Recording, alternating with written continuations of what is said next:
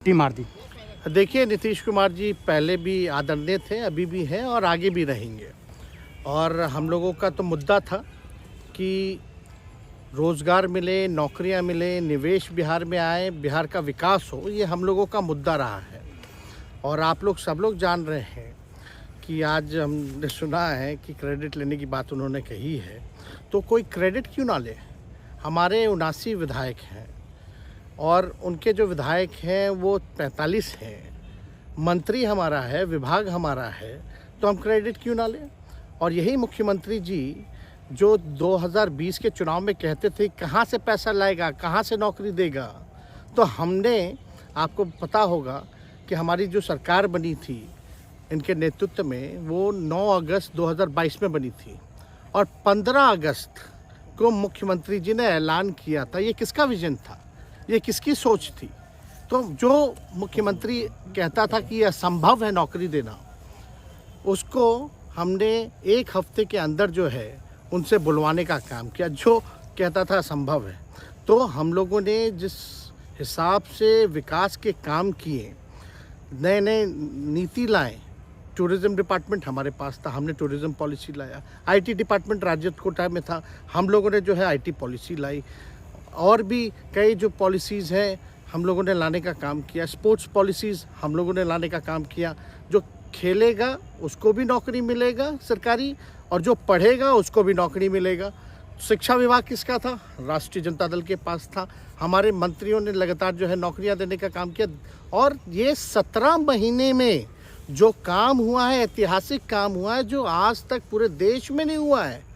और ये भाजपा और नीतीश जी की तो सरकार 17 साल भी रहे, तो 17 साल बनाम 17 महीने जो काम हुआ, एक विभाग में वर्ल्ड रिकॉर्ड बनाने का काम किया। एक विभाग ने एक दिन जो है 70 दिनों के अंदर जो है 2 लाख से भी ऊपर जो है हम लोगों ने नियुक्तियां पत्र वितरण करने का काम किया। ये ऐतिहासिक काम है, किसी भी राज्य में नहीं हुआ। और अब तक हम लोगों की सरकार ने लगभग जो है, जो गवर्नर ने भी जो स्पीच दिया अभी 26 जनवरी को, तो 3.5 लाख से ऊपर की बात कही उन्होंने, नौकरियां दिया। तो किसके राज्य में हुआ, किसका विजन था।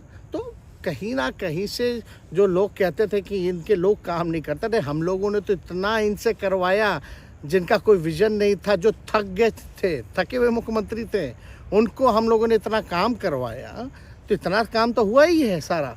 और आप लोग सब लोग जानते हैं कि जो भी बातें ये कह रहे हैं इनको खुद भी नहीं पता। हालांकि हम कोई व्यक्तिगत टिप्पणी नहीं करना चाहते हैं, और हम इतना अपने लोगों को आश्वस्त करते हैं कि ना हम में गुस्सा है, ना हम में नाराज़गी है। हम बड़े संयम रूप से हम लोगों ने गठबंधन धर्म का जो है पालन किया है, और उसी हिसाब से हम लोग आगे जनता के बीच अपनी बातों को रखेंगे। लेकिन एक बात स्पष्ट रूप से मैं कह देना चाहता हूँ कि अभी खेल शुरू हुई है, अभी खेल बाकी है। और मैं जो कहता हूँ वो करता हूँ। और आप लिख के ले लीजिए, जनता दल यूनाइटेड जो पार्टी है 2024 में ही ख़त्म हो जाएगी, ये निश्चित रूप से लिख लीजिए। और अभी तो खेल शुरू हुआ है, खेल बाकी है। अभी इन लोग जो भी करें, लेकिन मेरा स्पष्ट रूप से मानना है कि जनता हमारे साथ है और हमारा साथ देगी। और हम तो भाजपा के लोगों को भी धन्यवाद देते हैं, शुभकामनाएं देते हैं। चलो, जनता दल यूनाइटेड को अपने साथ लिया। उन्होंने कहा कि आपने मजबूर कर दिया उनको। किस चीज़ की मजबूरी थी ऐसी, क्या तर्क देंगे? उनके साथ के सहयोगी पूछ रहे हैं, तर्क क्या देंगे? शिक्षा व्यवस्था में सुधार जो अब तक नहीं हो पाया था, क्वालिटी ऑफ एजुकेशन, चिकित्सा में अस्पतालों को बेहतर करना, रोजगार देना, आर्थिक न्याय देना, स्वयं सहायता समूह के मानदेय को दुगुना कराना, पॉलिसीज़ लाना।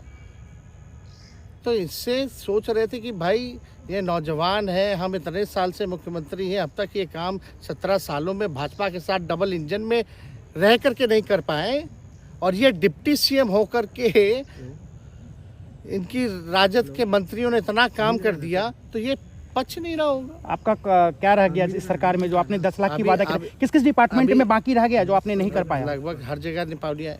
और हम आपको बता दें पिछले 2 कैबिनेट से पब्लिक हेल्थ कैडर का फाइल इन लोगों ने रोक रखा है, जिसमें लगभग 1 लाख से भी ऊपर नियुक्तियां हैं। हम लोगों ने पास भी किया सारी चीज़ें, लेकिन ये लोग कैबिनेट में नहीं आने दे रहे। 2 कैबिनेट से नहीं आने दे रहे।